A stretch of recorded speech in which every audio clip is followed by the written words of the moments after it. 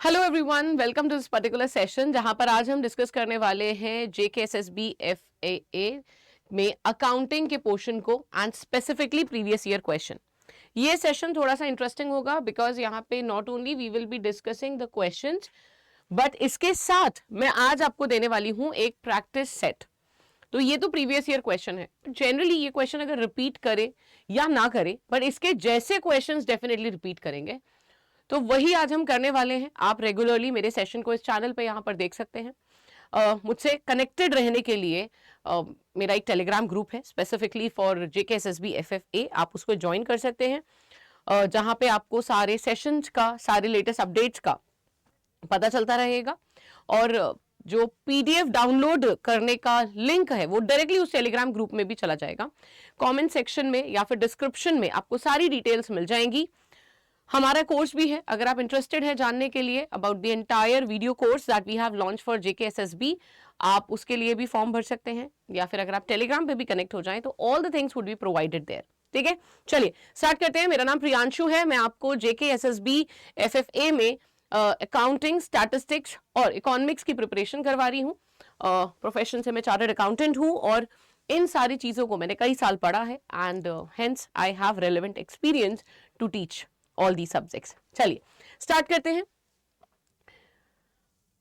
सबसे पहला question, fixed cost is a. Fixed cost क्या है? अब अगर मैं आपको कॉस्ट के बारे में बताऊं, पहले तो जरा कॉस्ट के बारे में समझ लेते हैं कि कॉस्ट क्या होती है and then we will talk about fixed cost. Right, यहां से ना हम सिर्फ ऐसा नहीं है कि क्वेश्चन के आंसर ही डिस्कस कर रहे हैं, हम इसके कॉन्सेप्ट को समझ रहे हैं। तो जब मैं कॉस्ट की बात करती हूं, कॉस्ट क्या होता है? जब भी आप कोई चीज बनाने जाते हो, फॉर एग्जाम्पल आप एक पेन बनाने जाते हो, इस पेन में कुछ लागत लगेगी, कॉस्ट लगेगी, जैसे कि रॉ मटेरियल लगेगा,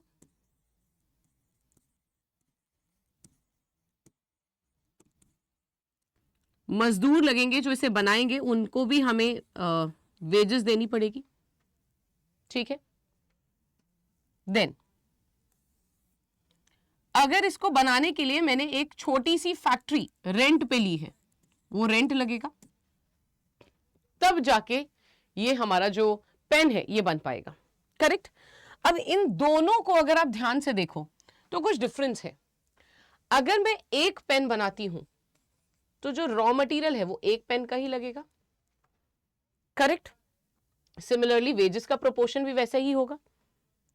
लेट्स से मैं दो पेन बनाती हूं तो यहां पे जो प्राइस है, जो मटेरियल है, वो दो पेन का लगेगा। बट अगर मैं रेंट की बात करूं, रेंट क्या रहेगा?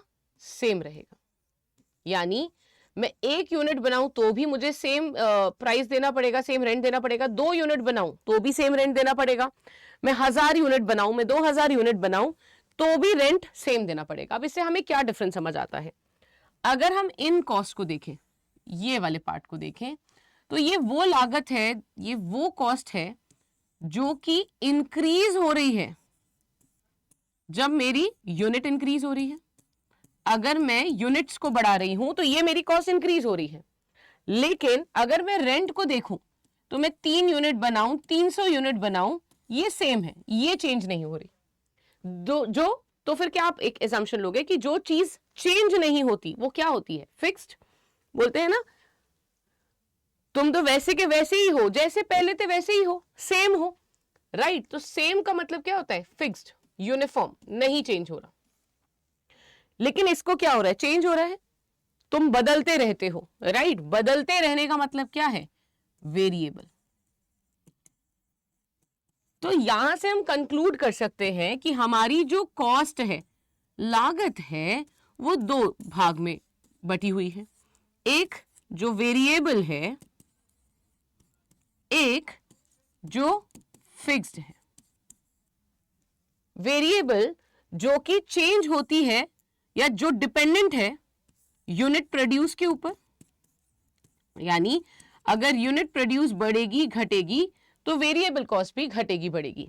और फिक्स कॉस्ट जिसका कोई भी रिलेशन नहीं है यूनिट प्रोड्यूस से, यानी इसका अमाउंट फिक्स है। सो यूनिट ऑफ प्रोडक्शन से इसका कोई भी रिलेशन नहीं है। अब मुझे लगता है कि आपने इतना कॉन्सेप्ट समझ लिया है that you will be able to answer. Fix cost is a cost which changes, भाई फिक्स्ड लिखा है, चेंज का तो कोई कनेक्शन ही नहीं है।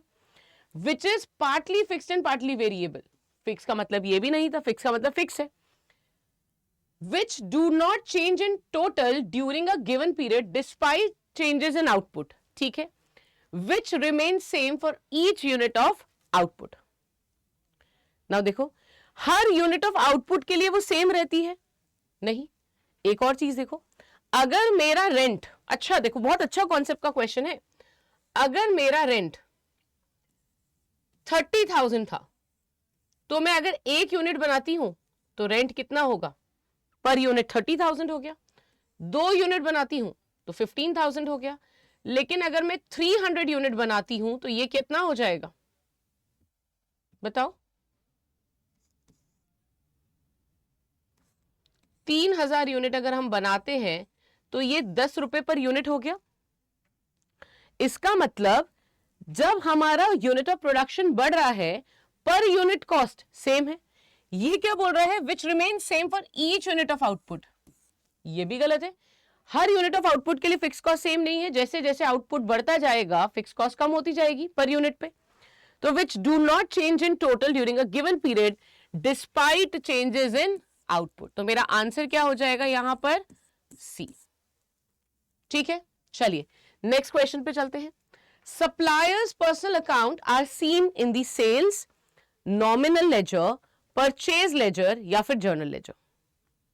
हमारे सप्लायर का जो पर्सनल अकाउंट है वो कहां पर दिखेगा आपको, सेल्स में जाएगा, नॉमिनल में जाएगा, जर्नल लेजर में जाएगा या फिर परचेज लेजर में जाएगा।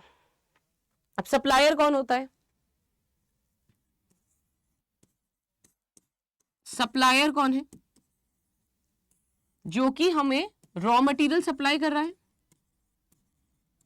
ना, who is supplying us something. Raw material provider है, सप्लायर है। इसका मतलब हम, ये ऑर्गेनाइजेशन है, ठीक है, ये मेरी ऑर्गेनाइजेशन है, ये मेरी फैक्ट्री है, ये मेरा ऑफिस है, लेट्स से ये मेरी एंटिटी है, और ये जो रॉ मटेरियल मुझे प्रोवाइड करेगा, इसका मतलब मैं इससे क्या करने वाली हूं, परचेज, करेक्ट। तो मैं एंट्री क्या करूंगी, purchase account debit to suppliers account, अगर मैंने उधार में खरीदा है, राइट। इसका मतलब इसका रिलेशन किसके साथ है, परचेज के साथ। सप्लायर हमेशा हमें सप्लाई करता है कोई चीज, जब वो हमें सप्लाई कर रहा है तो हम खरीद रहे हैं। जैसे फॉर एग्जांपल आपने मिल्क बास्केट का नाम सुना होगा, तो मिल्क बास्केट हमें सुबह लेट से दूध के पैकेट्स सप्लाई कर रहा है, या सब्जी वाला हमें सब्जी प्रोवाइड कर रहा है, तो हम उससे क्या करते हैं, खरीदते हैं, इज अ सप्लायर। सॉरी, हम उससे परचेज करते हैं। सेल्स की बात जब होगी तो जो व्यक्ति होगा वो हमारा कस्टमर होगा, जिसको हम डेटर भी बोलते हैं, जिसको हम गुड्स बेचते हैं। सेल्स का रिलेशन कस्टमर से है, लेजर से है, ठीक है। Then book keeping is regarded as the dash step of accounting. Accounting जो है वो क्या है, अकाउंटिंग बेसिकली एक प्रोसेस है, एक सिस्टमैटिक प्रोसेस है, जहां पर हम लोग अपने बिजनेस के ट्रांजैक्शंस को रिकॉर्ड करते हैं। क्यों करते हैं, क्योंकि हमें जानना है कि हम पूरी मेहनत करके, पूरी प्रिपरेशन करते हैं, है ना, पूरा साल मेहनत करते हैं, सारी चीजों को बेचते हैं, बनाते हैं, है ना, एंड सो ऑन। इस पूरे प्रोसेस में जो मैंने अपना 1 साल लगाया, मुझे क्या आउटपुट मिला, क्या मुझे फायदा हुआ, क्या मुझे नुकसान हुआ, ये हम जानना चाहेंगे। और जब मैं ये जानना चाहूंगी, इसके लिए मुझे क्या करना पड़ेगा, मुझे अपने सारे खर्चे, अपनी सारी इनकम को रिकॉर्ड मेंटेन करके रखना पड़ेगा, कितने लोगों को कितना सामान बेचा, किससे कितना सामान खरीदा, ये सब मेंटेन करना पड़ेगा। सो अकाउंटिंग क्या है, एक प्रोसेस है जिसमें हम हमारे बिजनेस के ट्रांजैक्शंस को सिस्टमैटिकली रिकॉर्ड करते हैं, so that by the end of the year हमें पता चल पाए कि हमारे बिजनेस ने क्या परफॉर्मेंस दी, हमें फायदा हुआ या नुकसान हुआ। और इस पूरे सिस्टमैटिक प्रोसेस का सबसे पहला पार्ट होता है जर्नल। जर्नल वो एरिया है जहां पर हम अपने बिजनेस के ट्रांजैक्शंस को रिकॉर्ड करते हैं। बट हम सिस्टमैटिकली रिकॉर्ड करते हैं, नेचर के बेसिस पे नहीं कि खर्चे एक तरफ इनकम एक तरफ, ऐसे नहीं, जो ट्रांजैक्शन हो रहे हैं हम रिकॉर्ड करते जाते हैं। अब हमें नेक्स्ट स्टेप पे क्या करना पड़ेगा, इनकम और खर्चों को अलग अलग क्लासिफाई करना पड़ेगा, इनकम एक तरफ खर्चे एक तरफ, उसके लिए हम प्रिपेयर करते हैं लेजर। तो जर्नल से हम लेजर में पोस्ट करते हैं अपने ट्रांजैक्शन को, और यहां से हमें इनका फाइनल बैलेंस पता चलता है कि पूरे साल मैंने कितना सामान खरीदा, कितना सामान बेचा। ठीक है, थर्ड स्टेप में हम इसको एक साथ लिख लेते हैं, जिसे हम बोलते हैं ट्रायल बैलेंस। सारी समरी एक साथ बना लेते हैं और बस अब इस ट्रायल बैलेंस को यूज करके हम प्रॉफिट लॉस निकाल सकते हैं, अपनी आर्थिक स्थिति निकाल सकते हैं बैलेंस शीट के माध्यम से। राइट तो पहला स्टेप क्या है, journal, second step ledger, third step trial balance, fourth step profit and loss and fifth is balance sheet. तो राइट आंसर क्या हो जाएगा, ऑप्शन नंबर डी। ठीक है, it is the first step. Right, book keeping क्या होता है, book keeping is the part of accounting. Book keeping को अगर हम पढ़ें तो बुक कीपिंग क्या है, art of recording.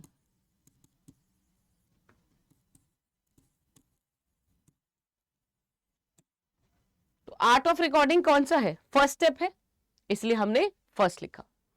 Then which of the following is correct, equity is equal to asset plus liability, liability is equal to asset plus equity, asset is equal to liability plus equity, equity is equal to liability। सबसे पहले यहां पे जो concept discuss किया गया है इसे हम बोलते हैं बैलेंस शीट इक्वेशन।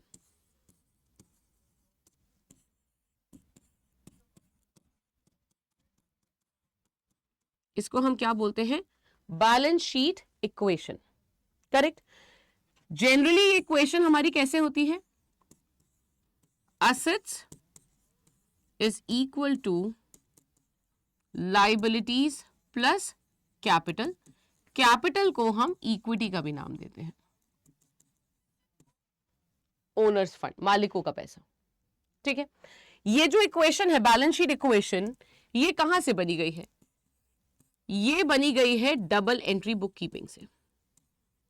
ये हमारा सिस्टम ऑफ रिकॉर्डिंग है, हम जो ट्रांजैक्शन रिकॉर्ड करते हैं वो डबल एंट्री सिस्टम के बेसिस पे रिकॉर्ड करते हैं। डबल एंट्री सिस्टम क्या बोलता है, हर एक ट्रांजैक्शन का डबल इफेक्ट है, एक चीज बढ़ेगी एक चीज घटेगी। यानी अगर मैंने असेट लोन पे खरीदा तो मेरा असेट बढ़ेगा, लाइबिलिटी कम होगी। ठीक है, सॉरी, मैंने अगर लोन पे खरीदा मेरा असेट बढ़ेगा और मेरी लाइबिलिटी भी बढ़ेगी। यानी कंसिडरिंग कि जो मेरी कैपिटल है वो जीरो है, मैंने अपना पैसा लगाया नहीं, मैंने अगर 1 लाख का असेट खरीदा तो मेरा लोन भी 1 लाख का हो जाएगा। लोन पे मैंने एसेट खरीदा, इक्वल है। लेट्स से मैंने दूसरा एसेट खरीदा, एक और 2 लाख के एसेट हो गए, ये मैंने इस बार अपने पैसे से खरीदा, 1 लाख प्लस 1 लाख बराबर है। तो जब आप एसेट खरीदोगे या तो अपने पैसे से खरीदोगे या तो उधार के पैसों से खरीदोगे तो हमेशा इक्वल ही होगा, है ना। तो इक्वेशन क्या है, asset is equal to liability plus equity. अगर मेरी लाइबिलिटी जीरो हो, अगर मेरी लाइबिलिटी जीरो हो या फिर मेरा इक्विटी जीरो हो, इस सिचुएशन में क्या होगा, assets would be equal to equity और capital, और इस सिचुएशन में my assets would be equal to liability। ठीक है, ये भी करेक्ट है। या फिर आप ऐसे भी लिख सकते हो, प्लस माइनस करते रहो। अब assets minus liability would be equal to capital, capital मतलब इक्विटी है, या फिर asset minus capital is equal to liability. Same चीज है ना, इक्वेशन में हम प्लस माइनस कर रहे हैं बस। ठीक है, तो राइट आंसर यहां पे क्या हो जाएगा, asset is equal to liability plus equity। Next one, which concept suggests the exclusion of human resources in the balance sheet? Account concept, money measurement concept, going concern concept, cost concept। इनमें से कौन सा concept बोलता है कि जो human resources हैं, आप और हम हैं, उनको बैलेंस शीट में नहीं दिखाना चाहिए? देखो वैसे तो हरमनसन करके एक व्यक्ति थे 1964 में, उन्होंने ह्यूमन रिसोर्स अकाउंटिंग के बारे में बोला, बट हमारे अकाउंटिंग सिस्टम में ह्यूमन रिसोर्स अकाउंटिंग अभी भी अडॉप्ट नहीं की गई है, राइट? अलग से कोई ह्यूमन रिसोर्स अकाउंटिंग नहीं की जाती। ह्यूमन रिसोर्स अकाउंटिंग क्या होती है, जैसे अभी आपका ये प्रोसेस चल रहा है रिक्रूटमेंट का, this comes at a cost, है ना? आप मतलब जो एक कॉस्ट ऑफ हायरिंग होती है, इसको रिकॉर्ड करना, कॉस्ट ऑफ रिप्लेसमेंट, कोई एम्प्लॉय छोड़ के जा रहे हैं वो कॉस्ट, तो ऐसे अलग से उस कॉस्ट को कंसिडर नहीं किया जाता, ठीक है? क्यों नहीं किया जाता? Due to which concept? भाई हमारे जो ह्यूमन रिसोर्सेज हैं वो लॉयल है, वो पंक्चुअल है, डिसिप्लिन है, अच्छे से काम करते हैं, अच्छी क्वालिटी के लोग हैं, मतलब गुड क्वालिटी वर्क करते हैं, ब्रिलियंट है, इंटेलिजेंट है, ये सारी इंटेंजिबिलिटीज को रिकॉर्ड नहीं किया जाता क्योंकि ये क्वालिटीज है। इन्हें आप मेजर कैसे करोगे? कितना इंटेलिजेंट है, उसके इंटेलिजेंस का क्या फायदा हुआ, क्या इसको मेजर किया जा सकता है? नहीं। इसको पैसे में हम तोल नहीं सकते, इसीलिए मनी मेजरमेंट कॉन्सेप्ट की वजह से ह्यूमन रिसोर्सेज का एक्सक्लूजन कर दिया जाता है बैलेंस शीट से। ह्यूमन रिसोर्स भी एसेट है, बट उनकी वजह से कितना सेल्स हुआ, उनके दिमाग का क्या रोल था, ये सारी चीजें को हम क्वांटिफाई नहीं कर सकते, एक अमाउंट नहीं दे सकते, एक वैल्यू नहीं दे सकते। आज मैंने आपको कितना पढ़ाया, उससे कितना बेनिफिट हुआ, ये क्वांटिफाई करना एक बहुत ही ट्रबलसम प्रोसेस हो जाएगा। इसीलिए ह्यूमन रिसोर्सेज को बैलेंस शीट में कवर ही नहीं किया जाता। Then in a bank statement cash deposited is shown as, अगर हम एक बैंक स्टेटमेंट बनाते हैं, है ना, अगर हम एक बैंक स्टेटमेंट देखें, सॉरी, तो उसमें जो हमने कैश का डिपॉजिशन किया है ना, हमने जो उसमें कैश जमा करा है बैंक अकाउंट में, वो कैश डिपॉजिटेड हम कहां पे शो करते हैं? डेबिट में, क्रेडिट में, कहां पे शो करेंगे?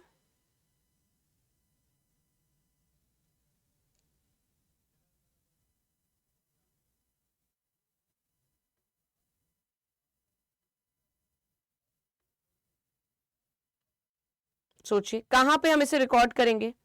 अब ये ना आप बता भी सकते हो, पैसे जब जमा करते हो आप बैंक में, करेक्ट, तो क्या मेल आता है, मैसेज आता है आपको? जरा सोचो एक बार, जब आप बैंक में जाके पैसे जमा करते हो, क्या मैसेज करते हैं आपको? What is the message that you receive? पैसा जमा हुआ, क्या मैसेज आपको मिलता है? The amount has been credited to your account, right? तो जब भी जब आप बैंक में जाकर, ठीक है, ये आप हो, आप जाते हो बैंक में अपना पैसा जमा करने के लिए, राइट? ये आपका मनी है, ये आप जमा करने गए बैंक में, आपने जाके अपना पैसा बैंक को दे दिया, बैंक की तो लाइबिलिटी बढ़ गई, ऑब्लिगेशंस बढ़ गई उसकी, और लाइबिलिटी जब बढ़ती है तो बैंक क्या करेगा? क्रेडिट। इसीलिए बैंक क्या करेगा? कस्टमर के अकाउंट को क्रेडिट कर देगा, बोलेगा इस व्यक्ति की मेरे प्रति ऑब्लिगेशंस बढ़ गई, और ये रीजन है कि आपको क्रेडिट का मैसेज आता है। देन अपोजिट ये हो जाएगा कि जब आप विड्रॉ करोगे तो डेबिट होगा, ठीक है? Then next one, transferring journal entries into ledger is called balancing, arithmetic, entry, posting. Now ये क्वेश्चन का आंसर अभी हमने डिस्कस करा था, देखो, जर्नल से जब आप लेजर जाते हो, क्या वर्ड यूज किया जाता है? Posting. The process of transferring from journal to ledger is called as posting. हम पोस्ट कर रहे हैं लेजर अकाउंट में, राइट वर्ड भी है। लेजर एक इंडिविजुअल अकाउंट है, तो यहां पे आप एंट्रीज को क्या करते हो? पोस्ट करते हो, तो प्रोसेस क्या हो जाएगा? पोस्टिंग, ठीक है? Then balancing is also a part of ledger, लेकिन वो फाइनल बैलेंस निकालने के लिए किया जाता है, that is also important. Then current ratio क्या है? What is the formula of current ratio? current asset divided by current liability, fixed asset, current liability, debt, current asset, debt equity। देखो बहुत इजी तरीका बताऊं, यहां पे तो करंट दिया हुआ है, आंसर में भी करंट ही करंट आएगा, मतलब current asset current liability. Current ratio ना बेसिकली किसी भी ऑर्गेनाइजेशन की जो शॉर्ट टर्म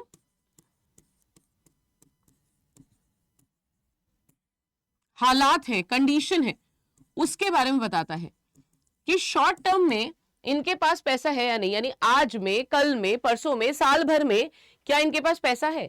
कई लोग होते हैं जिनके पास लॉन्ग टर्म में, जैसे फॉर एग्जांपल मैंने ना कोई एफडी करवाई हुई है 10 साल की, मुझे पता है लॉन्ग टर्म में 10 साल में मेरे पास पैसा आने वाला है, बट आज मेरे पास पैसा है या नहीं वो इंपॉर्टेंट है, right. So current ratio short term के बारे में बात करता है, और शॉर्ट टर्म का मतलब क्या होता है, अप टू 1 ईयर। ये सारी चीजें ना अभी आपको, अगर नए हो आप, तो आपको हो सकता है ये क्वेश्चन आज ना समझ आए, बिकॉज इनको समझने के लिए आपको कॉन्सेप्ट का जानना जरूरी है, और वो जो कॉन्सेप्ट है वो मैं आपको कराने वाली हूं बैच के अंदर, बहुत ही सिस्टमैटिक और स्ट्रक्चर तरीके से। आप मेरे साथ जुड़िए, ज्वाइन करिए क्लासेस, और मैं आपको each and every day basic से शुरुआत करूंगी और एंड तक हम लेकर आएंगे, बट हाँ रेलेवेंट टू द एग्जाम। देखो पढ़ने के लिए ना मैंने अपने कई साल दिए हैं अकाउंटिंग को, फाइनेंस को, स्टैटिस्टिक्स को, इकोनॉमिक्स को पढ़ने में, तो मेरे पास तो बहुत कुछ है बताने को, लेकिन क्या वो रेलेवेंट है आपके लिए? नहीं। तो आपके लिए जो रेलेवेंट है हम वही चीज पढ़ेंगे जो एग्जाम में आपको दिख भी जाए, ठीक है। चलिए, सो करंट रेशियो हो गया हमारा। Then calculate the prime cost, तो मैंने ना न्यूमेरिकल जो है वो सबसे लास्ट में रखा था, न्यूमेरिकल मैंने सबसे लास्ट में रखा था, वो बैच कौन सा है ना वो भी बता दूंगी।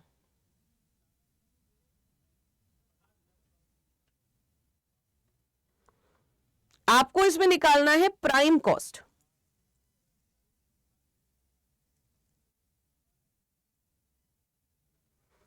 ये जो प्राइम कॉस्ट है ना, इसको आप कई नाम से जान पाओगे, प्राइम कॉस्ट, फ्लैट कॉस्ट और डायरेक्ट कॉस्ट।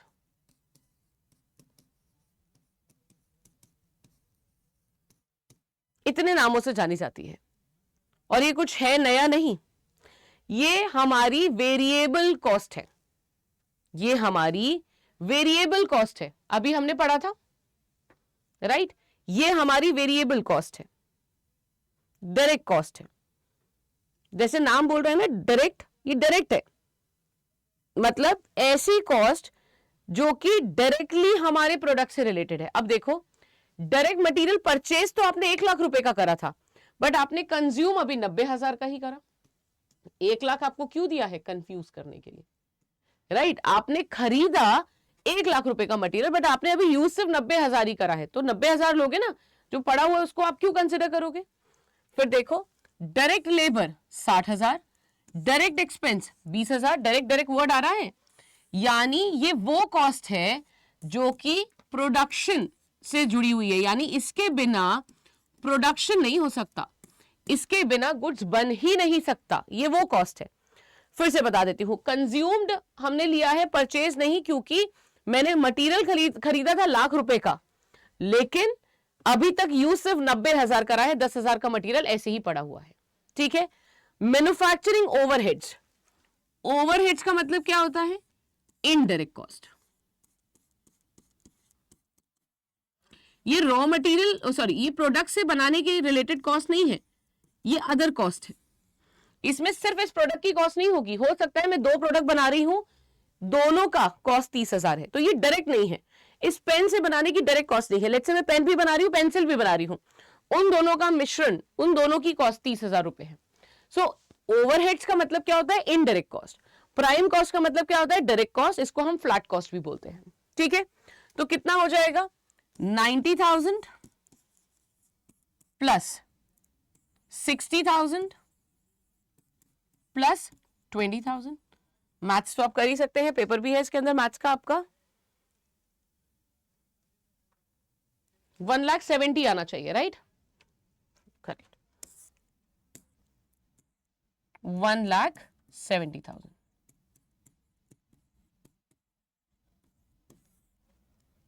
$1,70,000, करेक्ट। ये थे हमारे आज के क्वेश्चन 10। मैं आज आपको प्रैक्टिस सेट प्रोवाइड कर रही हूं, प्रैक्टिस सेट 1। ये प्रैक्टिस सेट हर क्लास के साथ में आपको प्रोवाइड करूंगी, इसलिए नंबर डाल दिया है, प्रैक्टिस सेट 1 है, फ्री है, कुछ आपको इसके लिए पे नहीं करना। कहां पे मिलेगा? जहां पर आपको एक यहां पर ना एक गूगल का फॉर्म मिलेगा, गूगल फॉर्म लिंक मिलेगा, उस पर आप क्लिक कर दो, ठीक है, और डिटेल्स भर दो। वो भी नहीं समझ आया, अगर आपको लगता है कि नहीं मैम मुझे नहीं समझ आ रहा कहाँ ये ये लिंक वगैरह है, तो जो टेलीग्राम ग्रुप है उसको ज्वाइन कर लो। टेलीग्राम ग्रुप में मैं आपको सेशन जो होंगे उनके भी लिंक शेयर करती रहूंगी। आप लोगों के लिए बनाया मैंने स्पेशली, आपका ग्रुप है, आप डिस्कस भी कर सकते हो। देखो जब आप किसी पेपर की प्रिपरेशन करते हो ना, आपको एक ग्रुप भी चाहिए होता है। आजकल ऑनलाइन एजुकेशन में ना वो ग्रुप की जो कमी है वो टेलीग्राम ग्रुप्स फुलफिल कर देते हैं, राइट। सो ये टेलीग्राम ग्रुप है, इसमें भी मैं शेयर कर दूंगी लिंक, जहां से आप डायरेक्टली ये फर्स्ट सेट जो फ्री पीडीएफ है आपके लिए वो मिल जाएगा। क्वेश्चंस की प्रैक्टिस करते रहो, इंपॉर्टेंट तो वही है। एग्जाम तक 500-600 क्वेश्चन हो जाएंगे, वहां से 30 क्वेश्चन में से 25 मार्क्स लाना तो बहुत ही आसान हो जाएगा, है ना। तो यहां पर आप इस सेशन को इस टेलीग्राम ग्रुप को ज्वाइन कर लो या लिंक से डाउनलोड कर लो। इसी चैनल पर अभी मैं आपको सेशंस प्रोवाइड करूंगी। आज हमने जैसे अकाउंटिंग के क्वेश्चंस करे हैं, आगे हम इकोनॉमिक्स के करेंगे, स्टैटिस्टिक्स के करेंगे। तो मैं आपको फ्री कंटेंट प्रोवाइड करती रहूंगी, बट हाँ इसे एक स्ट्रक्चर्ड मैनर में पढ़ना चाहते हो, एक एक टॉपिक को समझकर, जिससे पेपर क्लियर होने के चांसेस बढ़ जाएं, काफी बढ़ जाएं, तो आप कोर्स ज्वाइन कर सकते हो। बिकॉज पेपर में आपको जनरल अवेयरनेस भी है, इंग्लिश भी है, सब कुछ हम प्रोवाइड कर रहे हैं। कहां से कैसे ये एक बार बता देती हूं, ठीक है। ये सेशन भी अभी मैं शेयर करूंगी आपको, इन क्वेश्चंस को, सॉल्व क्वेश्चंस को। देखो मेरा काम है आपके लर्निंग को आसान बनाना, दैट आई विल डू। तो यहां पे आपने अड्डा 24/7 लिखा, ये क्लिक करा, एक बार अच्छे से ध्यान से देख लो कहां से आप एनरोल कर सकते हो, डिस्काउंट क्या है, प्राइस क्या है। वैसे तो सामने ही दिख रहा है रिसेंटली व्यूड, बट चलो JIB एंड CIB ये है सेकंड वाला नंबर, बैंकिंग JIB CIB। यहां पे जाओगे आप, नीचे ही आपको मिल जाएगा JKSSB, इस पे क्लिक करा, सामने आपको ये देखो मिल गया ये FFA वाला एग्जाम। बाय नाउ पे क्लिक करा, ठीक है। अब ये कोड एक बार ध्यान से देख लो, इससे आपको अच्छा डिस्काउंट मिल जाएगा Y183, और अप्लाई पे क्लिक कर दिया। 1980 इसमें आपको सब कुछ मिल रहा है, ठीक है।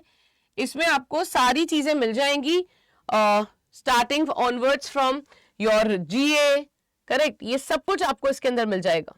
अभी दिखा देती हूं क्या क्या मिल जाएगा। ये कोड याद से लिख लो, Y183।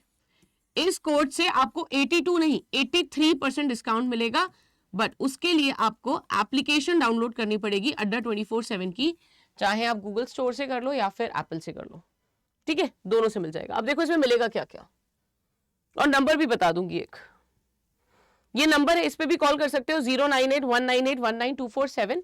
अगर नहीं विजिबल है तो ये नंबर है, इस नंबर पे कॉल करके आप पूरी इंक्वायरी ले सकते हो। अब यहां पर आपको क्या क्या कवर किया जा रहा है, सब्जेक्ट कवर पे आ जाते हैं, everything would be covered. So accountancy and book keeping, यहां पे ना these people have forgotten to write economics, but economics भी है। So accountancy and book keeping, mathematics, general English, computer, general science, statistics, general awareness भी है जो cover हो रहा है। All these things will be covered, ठीक है। तो ये सब कुछ कवर करवा रहे हैं। नंबर मैंने आपको बता दिया, कोड मैंने आपको बता दिया, ठीक है। जल्दी से एनरोल कर लीजिए, because it is video course. जैसे ही आप एनरोल करेंगे सारी चीजें आपको 1 by 1 मिलनी शुरू हो जाएंगी। ये सेशन अच्छा लगे तो लाइक बटन पे क्लिक कर दीजिएगा। अगर आपको फिर भी PDF नहीं समझ आ रहा तो नीचे कमेंट सेक्शन में PDF लिख दीजिएगा। ये वाला PDF जहां पे हम सॉल्व क्वेश्चंस डिस्कस करेंगे, पुराने वाले जो किए आज, वो प्रोवाइड कर दूंगी, प्लस साथ ही मैं आपको प्रोवाइड कर दूंगी प्रैक्टिस सेट नंबर 1, ठीक है। चलिए, थैंक यू। ऐसे ही पढ़ाई करते रहिए, जीवन में आगे बढ़ते रहिए। Thank you.